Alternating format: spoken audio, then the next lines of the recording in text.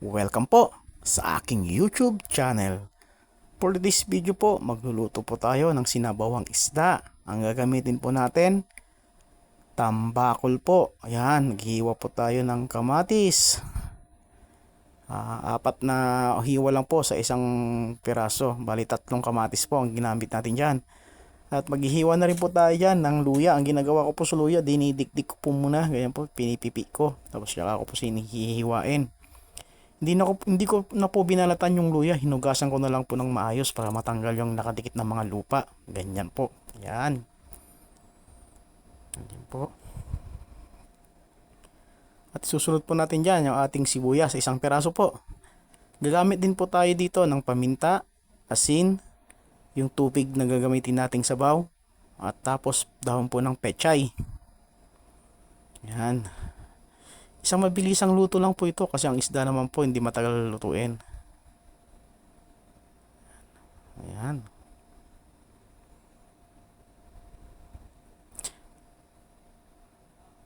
Ayan po.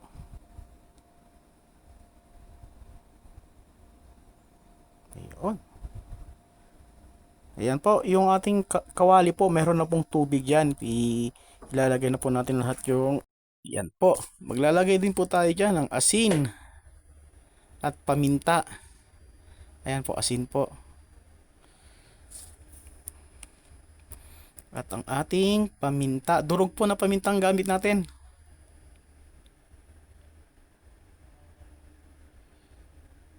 Yan. Pakukuluan lang po natin ito hanggang sa madurog yung ating kamatis. Ayan po, isasalang na po natin. Yan o. Alright.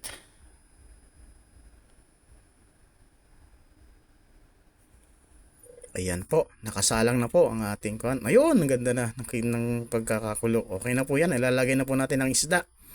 Isang pirasong isda lang po ito, isang pirasong tambakol. Medyo bumaba po ang presyo niya ngayon kasi ang presyo po ng tambakol sa palengke namin ngayon eh 140 po isang kilo, 70 kalahati. Ayan. Medyo malaki po ito. Masarap po ang sabaw nito. Panalo pong ulam nito. Ayan po, lulutuin lang po natin yung isda at ilalagay na natin yung mga ibang ingredients pa na hindi natin nilagay. Yan. Saktong-sakto lang po yung sabaw natin dyan. Pangit naman po pag masyadong marami. Yan. Ayan po, tatakpan po natin. Yun. At mamaya-maya bubuksan ulit natin yan. Ayan, buksan po natin. Yun, kumukulo na. Yun, okay. Ganda na ng kulo. Ganda ng kulay. Yan, maglalagay na rin po tayo dyan ng mula noon hanggang ngayon. Ajinomoto Bechin. Yan, tak tak tak. Yan po ang nagpapasarap sa ating lutuin. Panalo po yan. Napakasarap ng bechin na yan. Yan o.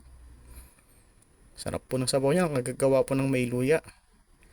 Mas masarap po sana yan kung may lemongrass. Kaya lang wala pong available kanina na pagpunta namin sa palengke. Ayun. Sarap ng kulo oh. Ayan po.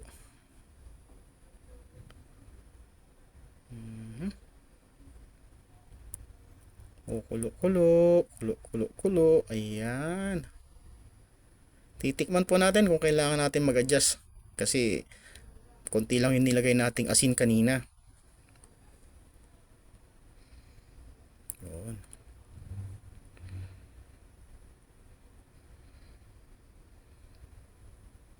Yun, medyo matabak. Maglalagay po tayo dyan ng asin.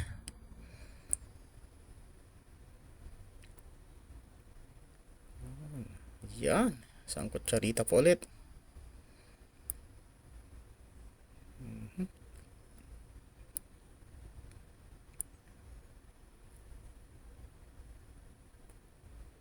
Yan. Ilalagay na po natin ang ating pechay. Ayan po. Okay. Malapit na pong maluto ito. Kasi yan na pong panglas nating ingredients. Hindi po tayo naglagay ng sili. Nakalimutan po nating bumili. Pero okay na po yan. Yan.